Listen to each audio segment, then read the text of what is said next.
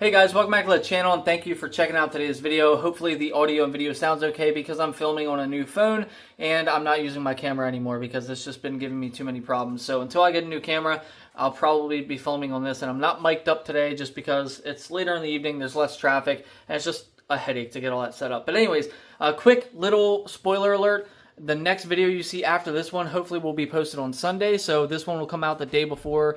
It'll come July 3rd. And then July 4th and the weekend of July 4th, I am going to be installing a new Cobb can flex fuel kit with a DeetzWorks fuel pump and a new, I'm excited about this because we have a new regulator. So before, when I had my old VA WRX and I was running flex fuel, I had the DeetzWorks fuel pump, but there was no such regulator to be had. This will replace the factory in-tank regulator that's already in the car with a DeetzWorks one, and it's going to increase the pressure of the low pressure pump. So you have a high pressure pump in the engine bay and you have your low pressure pump in the tank, and this will hopefully, it's supposed to increase the pressure that you get out of the low pressure pump. So it'll be interesting to see what all that does. But my old V8, this is the brand new Cobb can flex fuel kit. So this is my first time messing with the new kit. I had the old style kit that used the TGVs and all that stuff that the Cobb got rid of with the green speed update. But anyways, keep an eye out. That video will hopefully be out on Sunday. It'll be fun to see what kind of power the car makes on just ethanol and a Cobb intake. Everything else is completely stock. No intercooler, no J-pipe, no nothing. I'm going to guess around 300 wheel horsepower, which would be awesome to get a 300 wheel horsepower out of a car that just has an intake on it. So we'll see. I know I'm not going to get, probably not going to get the same results I had with the VB with just flex fuel, but it'll be cool to see what we can get out of this car, what the potential is, especially on one that's got 70,000 miles on it. They're just always, once they have that carbon buildup and all that stuff, they always lose a little bit of power. You're always robbing some power because they're getting older, getting more buildup on the valves and such. But anyways, I'll stop talking your ear off. We'll get into today's video, which will be hopefully quicker than my intro was. So I have some Sylvania LEDs. Now, I'm sure you guys have probably seen these at the auto store, Walmart, and things like that. A lot of times I cheap out on LEDs. I go to eBay or whatever. I'm like, oh, they're all LEDs. They're all the same thing. And a lot of times I've experienced issues with them. And I'll buy an LED from eBay, and it works really well for a little bit, and then it starts flickering, or it just burns out altogether. These don't do that. I have bought these before, and I can attest that the Sylvania ones do not have that problem. They're a little more expensive, but they're right down the street. You just go pick them up at Walmart or the auto store. You don't have to wait for them to show up, and they work great. But today we're going to be installing the reverse lights, the tag lights, and the dome lights with those Sylvania LEDs. I'll show you guys real quickly how I'm doing that, and I'll show you a little before and after comparison.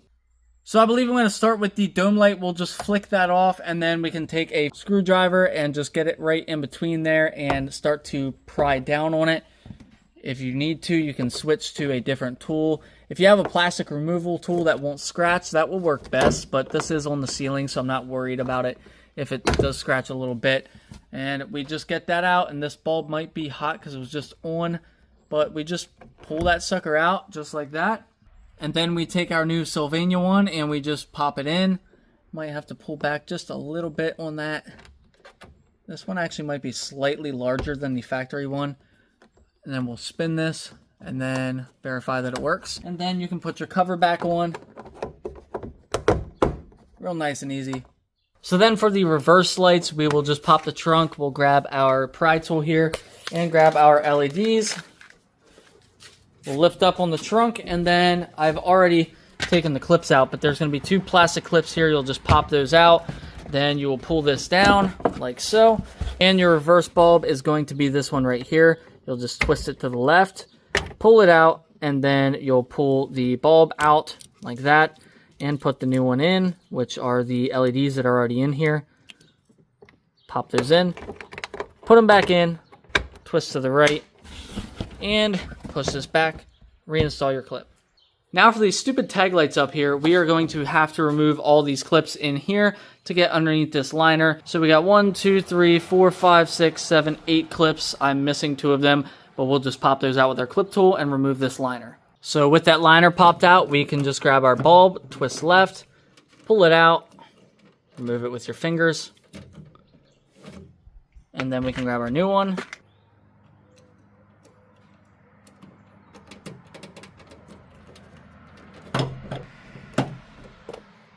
And as a bonus, because the trunk light uses the same 194 bulb that we use in the tag lights, I'm just going to pop this sucker off. We'll replace this while we're in here.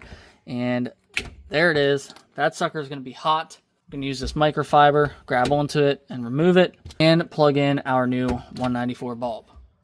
And because LEDs run way cooler than halogen bulbs, we actually don't need to put this shield back on. This is only on there so that if you have stuff in your trunk and it happens to get up and touch there, it's not going to catch on fire, because that halogen bulb gets very hot and you don't want to burn anything. So, but the cover may also help to diffuse the light and make it a little more scattered and less spotlight. But with these LEDs, it really doesn't matter. Whoa! It really doesn't matter. So I'm going to leave mine off so it's a brighter light. All right, guys, here is the before with the original halogen bulb in there. And here is the after with the Sylvania LEDs. Pretty big difference. It's hard to pick up in camera, but these are a lot brighter, and it's a nice, cool white light. So here is our before on the trunk light. And here's the after on our trunk light. So for the reverse lights, because they're both so bright, it's going to be hard to capture it in video. The LED is much brighter, and I'll showcase that too here in just a second. But when you're looking straight back at the back of the vehicle, the camera's doing a really bad job of picking it up. You can see the left one is the LED, got a nice cool white LED light there. And then on the passenger side, we have that factory halogen. Now here's where it gets interesting. If we look behind the vehicle, I'm going to sit in the trunk, so we're looking directly behind the vehicle. If I go ahead and I cover up the halogen side with this microfiber towel, I'm just going to completely cover it like this. That's all I'm doing, covering it up. So if you look straight behind me and I cover up the halogen, open the halogen, cover up the halogen, seems like it's making a decent difference, right? I promise you it's not. Watch what happens when I cover up the LED side. So we have the LED exposed. Let's cover up that LED. LED exposed. Cover up the LED. Cover up the halogen. Expose the halogen. When we have both of the LEDs installed, it is a lot brighter. So both of those combined makes this much brighter than the halogen reverse bulbs. So here's the before on the tag light. You can see nothing too crazy, just a halogen. You can see the tag, it lights up the ground a little bit, but it's a orange outdated halogen bulb. So let's go ahead and swap those out for the LEDs. So with the LED tag lights there, you can see my fingerprints just a little bit more. You can see my plate just a little bit more, and it lights up the ground just a little bit more, all on top of being a nice cooler white light. So in conclusion, it's not that much of a big difference going from the halogen to these, but in person, it makes the back of the vehicle look a little bit more modern and just a little bit nicer at nighttime. So I think this is a good upgrade, 100% recommend. Well guys, there you have it. I showed you how to quickly replace those halogen bulbs with LEDs, and I showed you a quick before and after. That's going to be it for today's video. I hope to see you on the next one. I'll talk at you in the comments.